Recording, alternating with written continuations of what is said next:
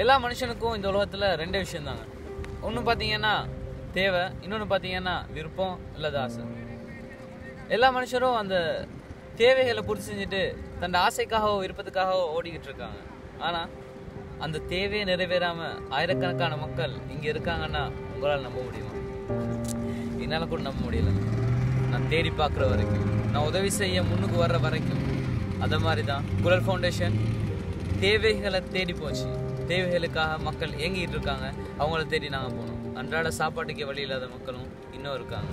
அவங்களுக்கான ஒரு உதவியின் தேடல் தான் இந்த குரல் ஃபவுண்டேஷன், குரல் டிவியின் தேடல்.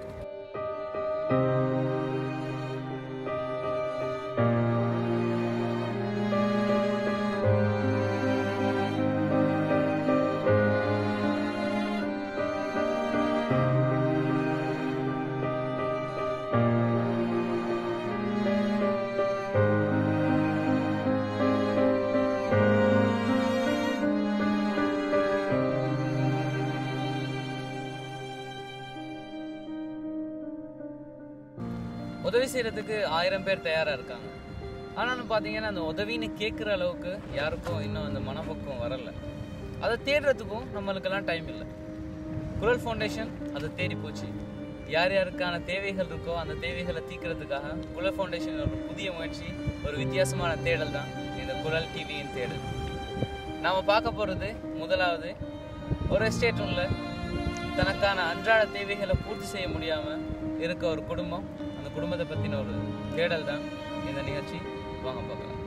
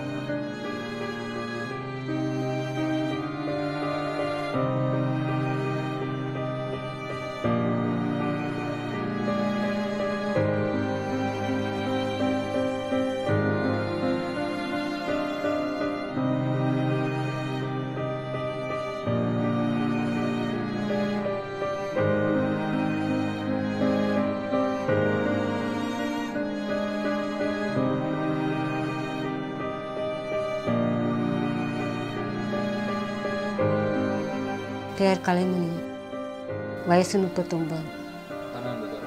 இல்லைங்க, இறந்துட்டாங்க. அவர் இருந்து 5 வருஷம் ஆகும். ஆமாம், மகைமாறன். அவருக்கு ஒருத்தருக்கு 19 வயசுங்க, ஒருத்தருக்கு 15 வயசு.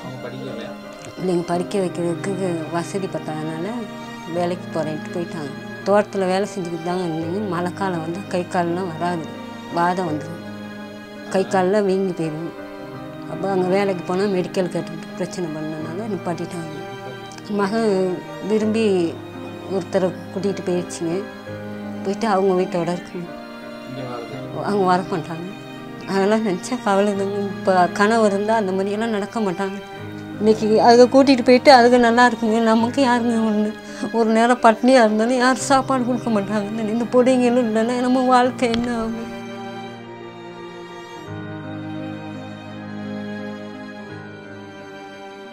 என் பேர் தில்ஷான்குமார். நான் நிவலி ஸ்கூல் படிக்கிறேன். நான் கிரேட் 8 படிக்கிறேன். ஸ்கூலில் எல்லாம் என்னை நல்லா பார்ப்பாங்க. எங்கள் அப்பா இல்லாதனால யாரும் என்னை பார்க்குறதில்ல. எங்கள் அண்ணன் எங்கள் அம்மா அப்படி தான் பார்க்குறாங்க. அது எங்கள் அப்பா இருந்துச்சுன்னா நல்லா பார்த்துருக்கோம். இல்லாட்டி நான் அப்படி கஷ்டப்பட தேவையில்ல. ஸ்கூலுக்கு போகிற கூட கஷ்டமாக இருக்குது.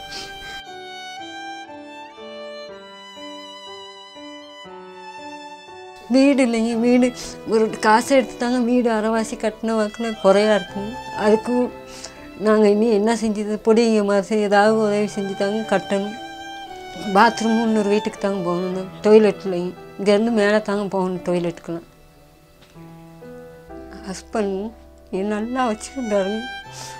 போட்ட நகை கூட கழட்டாமல் என்னை நல்லா வச்சுருந்தாருங்க. எனக்கு கொஞ்ச காலம் எங்களுக்கு குழந்தைங்க பிறந்த பிற்பாடு கொஞ்சம் கஷ்டத்தில் நகையெல்லாம் வச்சாருங்க. வீடு அறவே இல்லாமங்க வெறும் மண்ணில் வீடு கட்டிக்கிட்டு பெரிய சீரழிவில் தான் கல்யாணம் முடித்த பிற்பாடு இருந்தோம். அந்த சீரழிவோடு தான் அவரும் நோய் நொடின்னு சொல்லி ஹாஸ்பிட்டலில் அங்கங்கே அலைஞ்சி திரிஞ்சு அவரை காப்பாற்ற ஏழுமுன்னு நினச்சி என்னென்னமோ செஞ்சோங்க.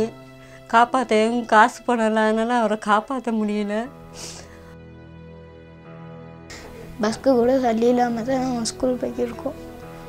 கவர் போட கூட புக்குக்கு கொப்பிக்கெல்லாம் கவர் போட கூட சளி இல்லை. ஒரு அட்டை தான் வாங்கி போடுறோம் நாங்கள் எங்கள் வீட்டில். நேரத்தை நான் ஸ்கூல் போகாமல் வீட்டில் இருந்து போகிறேன்.